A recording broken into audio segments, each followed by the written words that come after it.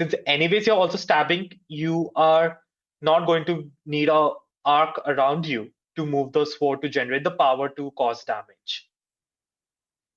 So they can fight in close orders. The shields are going to give mutual overlapping protection. The Britons, like many of Rome's adversaries in Europe at the time, they primarily use long swords and spears as their main weapons. And that's what they're trained with.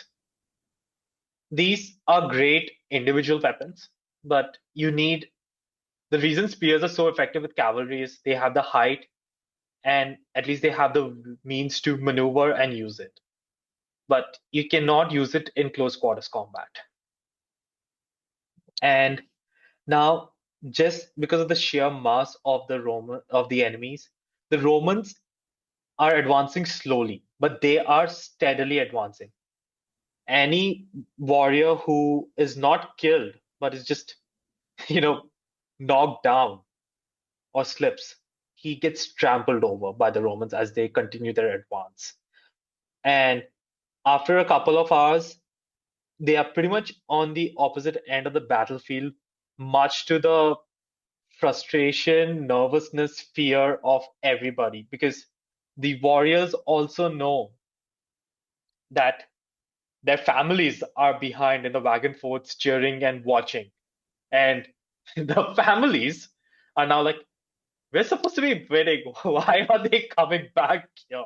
Might I add, this is in history, this is something that's reoccurring against Rome. So the Romans have seen this throughout the centuries, especially with the Gallic tribes and that. There was different groups of people that used wains, as they were called, or wagons and carts as defensive means and to transport, their families, the sick, the wounded, the supplies.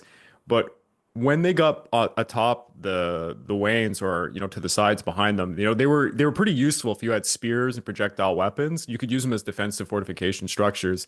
I'm just making this point because I've been writing so long about Tolkien, what he was influenced in history for some of the peoples he wrote about, and the Wain Riders, which are like the biggest ones that use chariots and wagons offensively as well as defensively. I think part of that influence had to be the Bretonnian people and a It's lot of I other would people like the just Huns. it's not only the tribesmen here. You can make the case for the Cimbri as well when they had their great migration in the Yeah, 100 BC or so.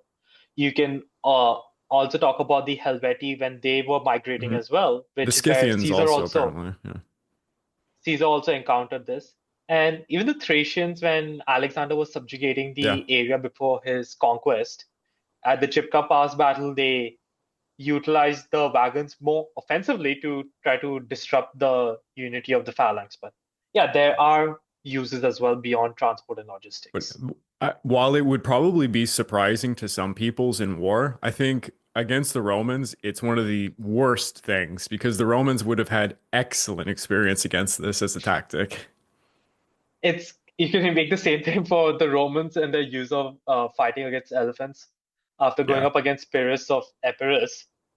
They actually started to adapt well to the elephants right from the second battle itself. hmm Like you got to give them that adaptability. The That Romans are very, very gifted at losing a battle and then coming uh, back much harder. that is so true. See, the kid that gets beaten up and then just comes back with a sledgehammer and whacks the hell out of you. Yep. And so yeah, just back to the battle. The panic factor no doubt increases. So the civilians who would be like, I guess non-combatants is the better term, not civilians, who would be in the yellow wagon forts, they start to go away, and the mass of warriors as well who are being pushed back, the rear lines also start to retreat. Panic is spreading. And what happens is that the wagons, because of the way they are placed, actually act as choke points. So the number of people wanting to get out is way more than the number of people actually getting out. And as the Romans are building momentum, you just have a sandwich form, wagon and Roman, with the Britons in the middle. And the battle's over, The massacre is still going to continue. And the Roman soldiers showed no mercy. They stuck to Paulinus's orders and just, they don't look at plunder or anything because they are now breaching the baggage camp and camp of riches, in army sense. They continue to kill without any mercy. So man, woman, child, beast, all were fell. And they scattered, and the pursuit lasted much longer because it is said this battle, which we don't even know the date, was actually in the high summer. So there was an extended period of daylight. And at the end of the battle, when the pursuit ended and the Britons had fled, 80,000 of their number, include both combatants and non-combatants, were dead on the field. And per sources, maybe around 400 Romans. While you may not fully accept Jesus. that, the number's probably understated a bit, but I won't question the overwhelming ratio. I Yes, don't think that is excellent. Yeah. up for debate. I think the Romans handily served these people a defeat. And I think these people, upon seeing how insignificant their tactics were against the Roman formations, they must have freaked out.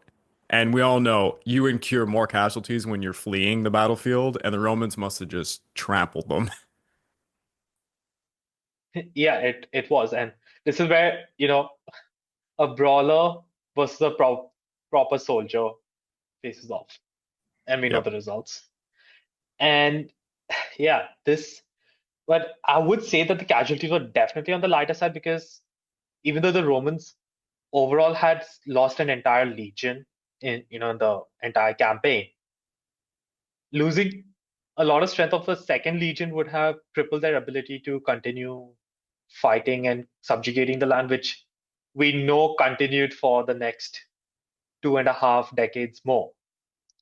So I wouldn't say it really crippled their manpower at all. And after this, there were some long-term and short-term consequences, no doubt. So Boudica, she flees the battle. She's not amongst the dead. And according to the sources, uh, Tacitus says Boudica poisoned herself, whereas Agricola, who was a subordinate of Paulinus serving under him at this time, he was a young man, who would later lead the Roman conquest into Scotland, I might add, in 84 BC. He does not mention anything of suicide and just attributes the end of the revolt to complacency, and nothing is mentioned about Boudica's fate. And Cassius Dio says that Boudica was given a lavish funeral because she died of illness. So her true cause of death is unknown, but it is known she's perishes one way or the other through after this battle. And her burial site is actually unknown. It is said to be somewhere in the southern half of Great Britain. And this, as much as we don't even know where Watling Street's battle actually took place, we don't even know where her tomb is. Some have said it's in Flintshire, Wales, and others say that is just where she died, but not where she was buried. And there is a legend that says she's actually buried under platform 10 of King's Cross Station in London. Hmm. Well, it's pretty close to 9 3/4. So if I you're was gonna say, both yeah. if you're a history fan and also a Harry Potter fan, King's Cross is definitely on the list. Yeah. And this battle pretty much ensured that central and southern Britain was now under full Roman control and subjugation.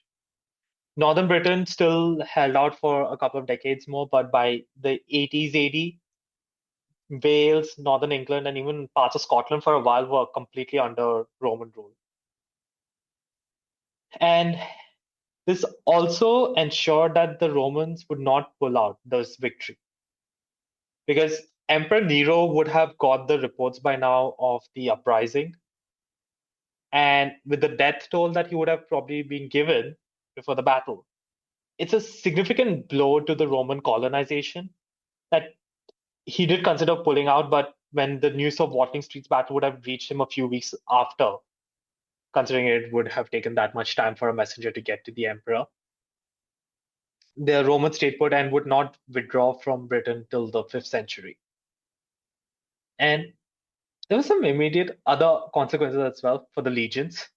So the 14th Legion were given a new honorific title, and they were given the title of Martia Victrix. And their reputation within the empire and in the Roman military skyrocketed. They were like, you know, the legions, like how you had Caesar's 10th Legion or Trajan's 30th Legion. At this time, it was these guys, the 14th. And uh, our dear friend, Paulinus Postumus of Legio II Augusta, he committed suicide. Damn. Now, it said that it was due to the soldiers forcing him to commit suicide because he denied them because he chose not to move Hmm. as he was in command at the time. He denied these men the chance of honor. Oof.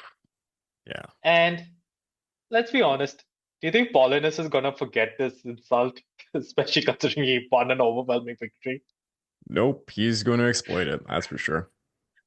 So that was the immediate consequences. And we'll see Roman Britain generally does now remain a pretty stable area for the rest of Imperial Roman Britain, except for probably when you had the Gallic Empire break away in the crisis of the 3rd century, Hmm.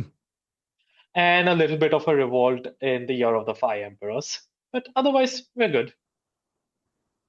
All But right. yeah, this brings us to the end of the Battle of Watling Street. So, Greg, I know today I held you hostage, Yes, certainly did. It's but thanks for bearing along.